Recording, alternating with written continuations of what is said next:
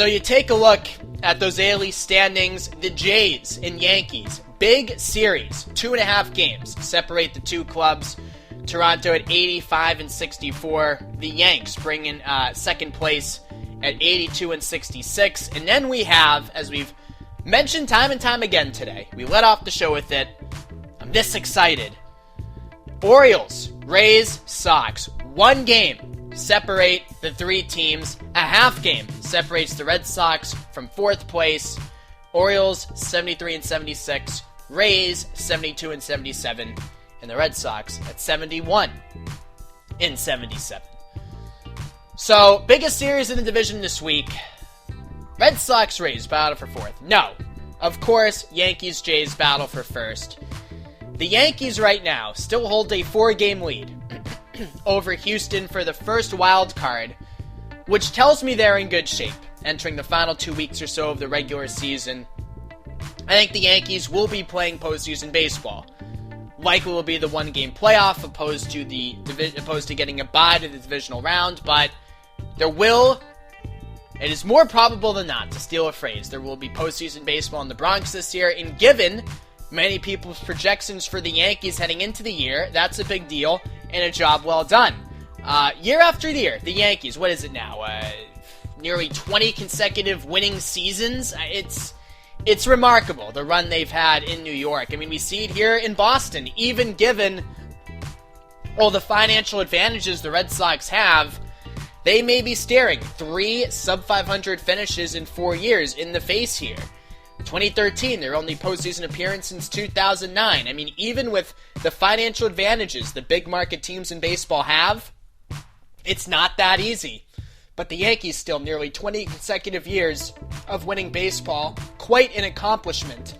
Now, what's even more remarkable about the Yankees this year is getting the bulk of their production from all the older guys on their team. So I guess probably the word improbable is more appropriate than remarkable for what the Yankees have been doing. I mean, Mark Teixeira is out for the rest of the season, but Alex Rodriguez, 30-plus homers, Brian McCann, Carlos Beltran, I mean, even Jacoby Ellsbury at the top, a guy now creeping into his mid-30s.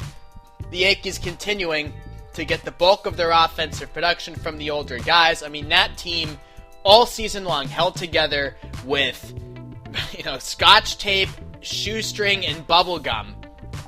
But here they are. Probably not going to win the division, but still probably postseason baseball in the Bronx. And as I said, 20 straight winning seasons. Not something to scoff at, because as the Red Sox have shown us as of late, it's not that easy, even when you have the financial advantages.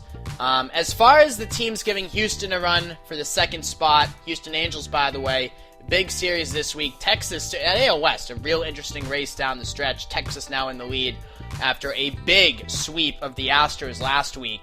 The Angels on paper are much better than the Twins, especially if Mike Trout and Albert Pujols start hitting down the stretch, which they started to do over the weekend.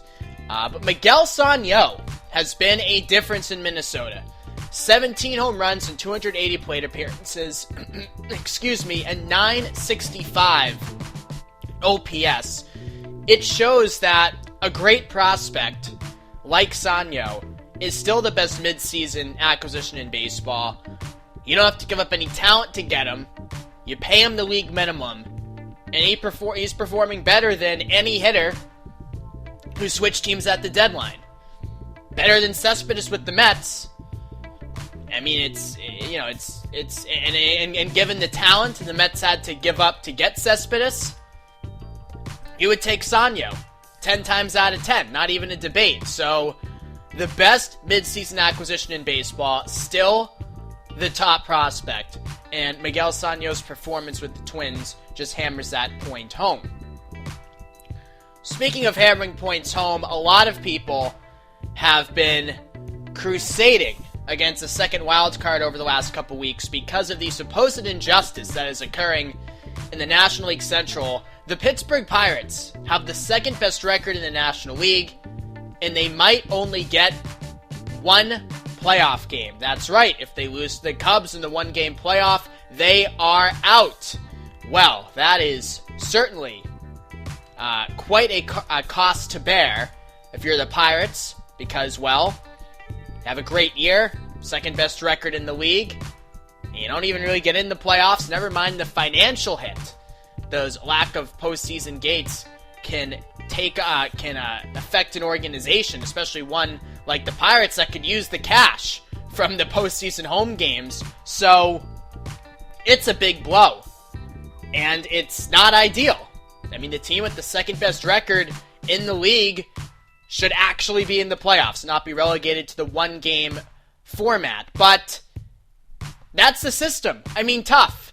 We can talk about changing it so you just go by record instead of divisions. We can do that, and I'm willing to have that conversation. But as it stands now, yeah, the Pirates got screwed, but guess what? No matter what the system is, a team is going to get screwed. A team is going to get screwed. As long as you have divisions and an imbalanced schedule, teams are going to get screwed. So we can have a big picture conversation about removing the divisions and stuff like that, but if we're talking about the two wildcard system here, the Pirates and the Cubs even are getting the shaft this year, but sometimes it alternates. You know, in the American League, for example, the second wildcard is a boon to the Yankees, and especially whoever gets the second spot, Houston or Minnesota, the Angels. I mean, all these mediocre to lousy teams, quite frankly, that are going to sneak into the postseason at the last second. So it works some years for some teams, doesn't work other years for other teams. You want to avoid the one-game playoff, win the division. How about that? The point of it was to put an importance back on winning the division, and those two wildcard system has still been a resounding success as far as that is concerned. So the Pirates are getting the shaft this year, but hey, not to sound like your grandfather, tough luck. That's how it works sometimes. You want to have a bigger conversation, but eliminating divisions, eliminating that, so we just go by records, teams with the six best records make the playoffs. Again, fine. I'm willing to have that conversation, but until we do that, this is all moot as far as I'm concerned, because that's the way it works. Every year, one team's going to benefit from it, and one team is not going to benefit from it, and right now it's the Pirates, who unfortunately for them look to be on the short end of the stick. The situation with Matt Harvey in the Mets blew up Sunday night.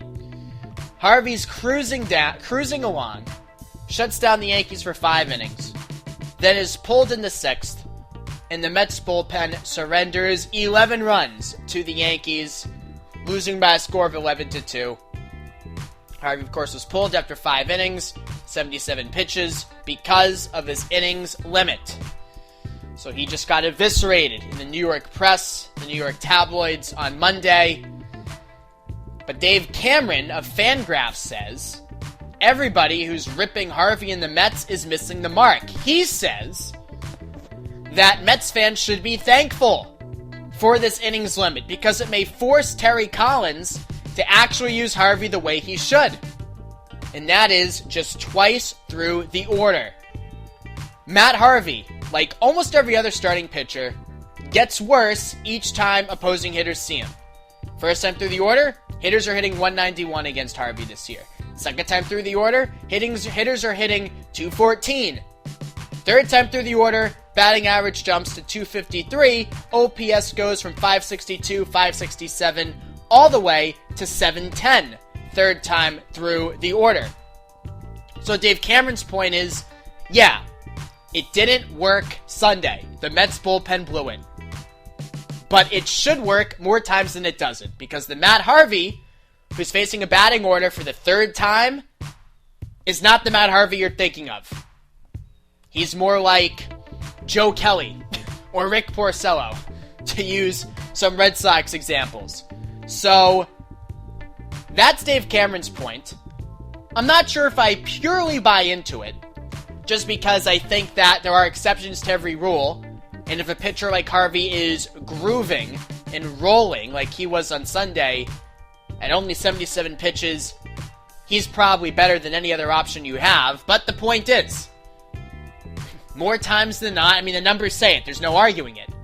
A starting pitcher is worse the third time through the order, and he's even worse than that the fourth time through the order if he gets that far. So So the Matt Harvey innings limit, if it's employed in the playoffs, may actually be an advantage to the Mets.